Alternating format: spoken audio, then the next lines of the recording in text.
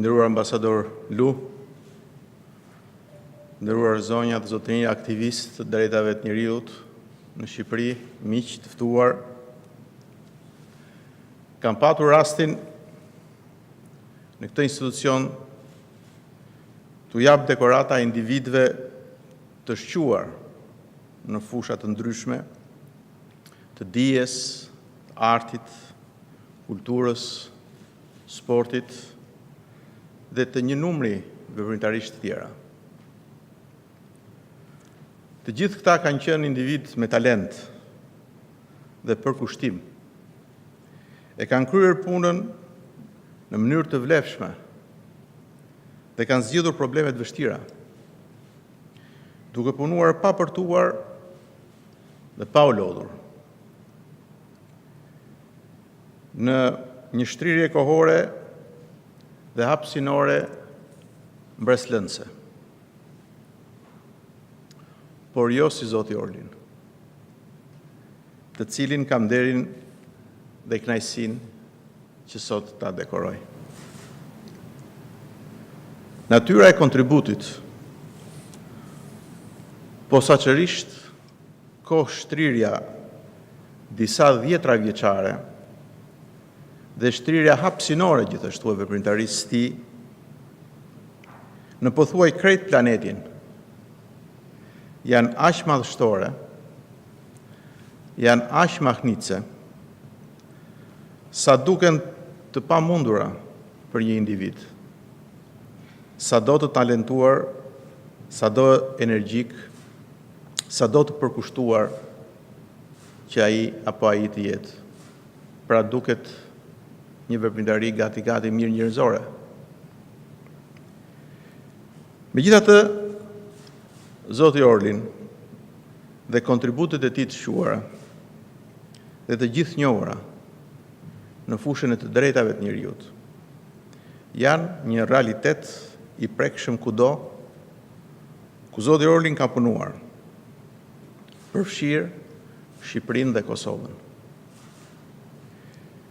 Me një bilanc pune të pakrahasueshëm në problematikat më të ndjeshme, më të vlefshme, më të dobishme, sigurisht dhe më të vështira, me cilat sot më tepër se kur mbar njerëzimi ndeshet. Dhe i duhet i zgjidhi dhe them pa asnjë dyshje se në fushën e të drejtave të njeriut, Zoti Orlin është një hero. Është e pamundur të renditen në pak minuta të gjitha meritat e spikatura të veprimtarisë së pashtershme të Zotit Orlin. Çka mes atyre meritave bie më tepër në sy është se jetën dhe punën, lodhjet dhe vështirësitë, Zoti Orlin ja ka kushtuar jo vjesht vendit vet, e aq më pak vetes së tij, por të tjerëve, mbar njerëzimit, veçanërisht mëkëmbjes së demokracive të reja. Në këtë rol sa human dhe të vështirë për të realizuar, zorë se ka të dytë si Zoti Orlin. Volumi i pamatshëm i punës tij, delikat dhe i vështirë. Duket sikur gjatë gjithë jetës, Zoti Orlin nuk ka pushuar asnjë çast së punuari. Aq shumë punë ka bërë dhe me aq impresionim. Është aq i vërtet ky konstatim, sa po të mos ishte fakt dhe i provuar nga shumë miq e bashkëpunëtorë të tij, do dukej si i stisur. Duket sikur Zoti Orlin për të kryer gjithë ato punë në vendet ku ka qenë, nuk e ka shpënë thjesht dhe vetëm vullneti i tij. Dhe asnjë administrat, por vetë Zoti. Si ambasador të tij mbi tokë, për t'ju kujtuar dhe mësuar njerëzve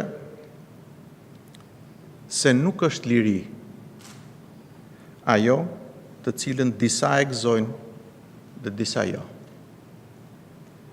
Se sklav nuk lind, por bëhesh.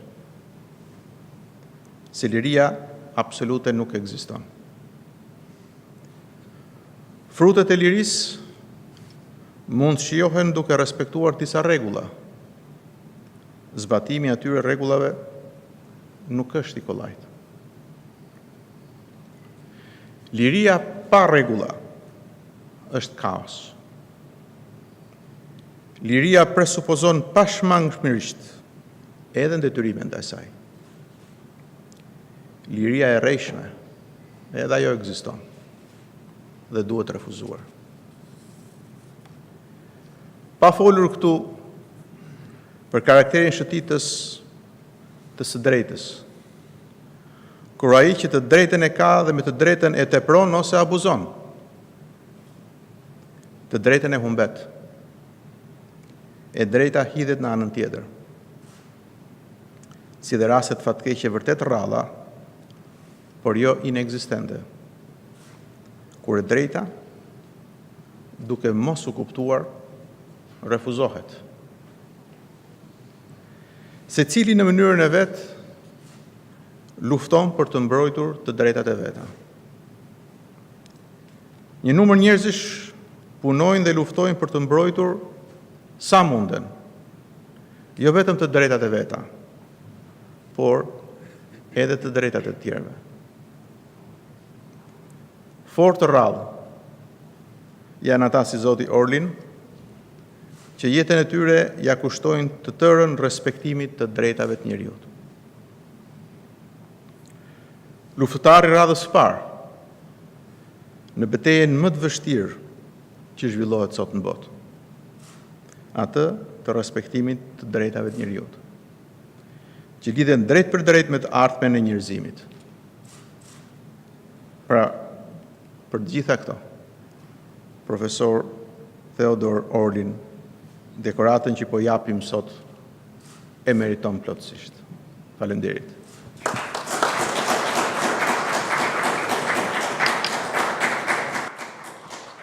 Presidenti i Republikës i jep zotit Theodore Orlin titullin për merita të veçanta civile. Për merita dhe ndimes të çmuar në mbrojtjen e të drejtave të njeriut në Shqipëri dhe në mbar botën, si dhe në angazhimin e tij shumë vjeçar për zgjidhjen e drejtë të çështjes së Kosovës. Presidenti i Republikës Bujar Nishani.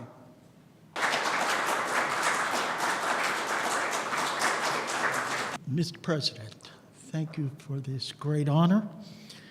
This is perhaps the greatest honor that I have ever received in my life. It touches me in a very dear and sincere way. Mr. Ambassador, Provost Johnson of Utica College, my dear friend Kutim and Ilsa, and all my colleagues and friends who have joined me here today, I'm honored that you're here. I'm touched. I must say that it's difficult for me because I have to control some of my tears. I came to this country from Romania, where I had spent some very difficult times working with the human rights advocates there after the fall of Ceausescu. And the German Marshall Fund asked me to come to Albania, which few had then visited. Few from the West had ever set foot in Albania. And I was asked to find a few human rights advocates who perhaps then my donor, the German Marshall Fund of the United States, could support. I arrived at Rennes, and Rennes was not Mother Teresa Airport then. I was greeted by an array of soldiers with automatic weapons lining the tarmac. And it was an extraordinary experience. I could see in the very airport that this country had suffered greatly. I was greeted by a person who was in the room, Kozarakate, who was the first Albanian who greeted me. I said, "How will I know who you are? This was pre-email. We were faxing, and she said, "I'll be wearing a baseball cap." And there she was, and there was a representative of the Helsinki Committee. And I was immediately introduced within hours to the members of the Helsinki Committee, where I met Kutim Chashku and Elsa, and many of those in the audience today. The experiences we had in 1992 were extraordinary. I see colleagues here who joined me visiting political prisoners in very dire circumstances. Never in my imagination would I believe that 23 years later, I'd be standing in a democratic republic, a member of the Council of Europe, a member of NATO, dedicated to democracy and human rights. It was beyond my imagination. I worked closely to create NGOs here, the Albanian human rights groups and others, and took Albanian students to the United States to study, and they came back here to do human rights work. I cannot tell you how proud I am when I see them here working in Albania. Lastly, or almost lastly, I must say that when I was here in 1999 with the Albanian Human Rights Group, visiting those who were coming across the border, suffering from ethnic cleansing, and the borders were opened by Albania, where bread and salt were put in every house, and you welcomed people who were in plight. It was that moment that I knew that Albania had a wonderful future. The world began to realize that Albania had a heart, had a soul, and knew what human responsibility was. At that point, after NATO entered Pristina, we followed them within days to Pristina. No police, no nothing. And then worked with people like Dr. Nishad Aslani and others in Kosovo to create another republic that has a future and has committed itself to human rights. So when I stand here 23 years later and I see faces I know, and today, and we will celebrate tonight the 10th anniversary of the Human Rights Film Festival, which Kutim Chashku and I just conceived in a coffee bar here in Tirana, and know that human rights is alive and well, and that there are still those who are dedicated to the principles of the Universal Declaration of Human Rights, that all men are entitled, and all women are entitled to dignity and all the human rights within the Universal Declaration. So it's with great pride that I accept this. It is great pride that I will show this to those at my institution, Utica College.